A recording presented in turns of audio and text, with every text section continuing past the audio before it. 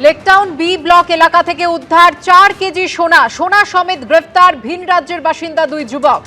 কি কারণে সোনা নিয়ে তারা এই রাজ্যে এসেছিল জানতে তদন্ত চলছে।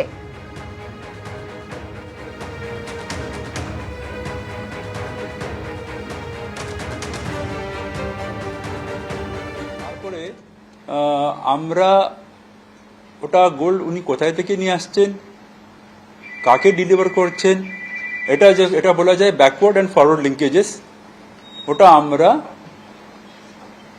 জিজ্ঞাসাবাদ ওনাদের কাছ থেকে করছি অ্যান্ড আমরা এই পার্টিকুলার ম্যাটারের মধ্যে আর ডিটেলের মধ্যে কিভাবে যেতে পারি ওটা চেষ্টা করছি। আমরা এটা তদন্তের ভাগ আছে, ওর জন্য আমরা ওনাদের নাম বলছি না, সো দ্যাট जो আছে এই যে রকমটা যে র্যাকেট চলছে এর মধ্যে বাকি লোকটা অ্যালার্ট হয়ে যাবে।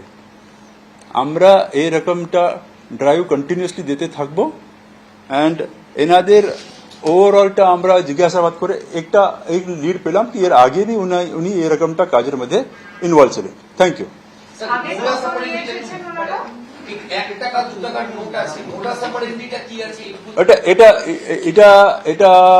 ইট is just one type of hawala only, এটা আমরা বলতে পারি। এরকমটা এক দুবার ওনাদের এখান থেকে ওনার কাছ থেকে এটা পাওয়া গেছে কি এরকমটা উনি করেছেন। নিয়ার অ্যাবাউট 2.5 কেজি ওনারা বলছেন কি ওনারা এরকমটা ডেলিভার করেছে, ওটা আমরা খতিয়ে দেখছি। কালীঘাট তৃণমূলের 21শে জুলাই কর্মসূচিতে আদালতের নির্দেশ অমান্য করার অভিযোগ এনে স্বতঃপ্রণোদিত মামলা দায়ের করল হেস্টিংস থানা। কালীঘাট তৃণমূলের 21শে জুলাই কর্মসূচির আয়োজক এবং কনভেনারদের বিরুদ্ধে এফআইআর রুজু করল পুলিশ। কলকাতা হাইকোর্টের অনুমতিতে বিড়লা তারামণ্ডলের সামনে 21শে জুলাইয়ের সভা করেছিল কালীঘাট তৃণমূল, কিন্তু সেই কর্মসূচিতে আদালতের নির্দেশ অমান্য করার অভিযোগ এনে স্বতঃপ্রণোদিত মামলা করল হেস্টিংস থানা। কালীঘাট তৃণমূলের 21শে জুলাই কর্মসূচির আয়োজক ও আহ্বায়কদের বিরুদ্ধে এফআইআর করল পুলিশ। আমাদের আইন মেনে ক্যাথিড্রাল রোডে কোর্টের অর্ডার মেনে একটা ফ্ল্যাঙ্ক ফাঁকা রেখে আমরা আমাদের মিটিং করছিলাম। এবার যদি এই পুলিশ, এই গদ্দাররা, বিজেপির গুন্ডামি এত খোঁচা মেরেছেন মমতা বন্দ্যোপাধ্যায়কে যে মানুষের আবেগে লেগেছে, মানুষ তারা যদি চলে আসেন আমরা সেটা থামাবো কি করে? ফাঁকা রাখার দায়িত্বটা তো ছিল পুলিশের।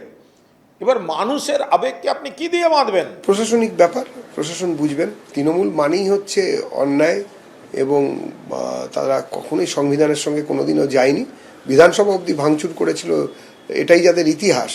তারা রাস্তার একদিক ব্লক করেছে, ভাগ্য ভালো পুরো রাস্তাটাকেই ভেঙে দেয়নি।